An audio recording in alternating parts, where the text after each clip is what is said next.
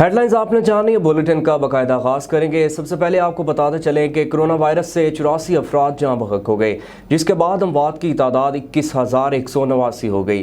पाकिस्तान में कोरोना के तस्दीक शुदा केसेस की तादाद 9,30,511 हो गई। National command and operation centre के ताज़ा तरीन अदाद-ओ-शुमार के मुताबिक गुज़श्ता 24 घंटों के दौरान 1,923 नए केसेस रिपोर्ट हुए।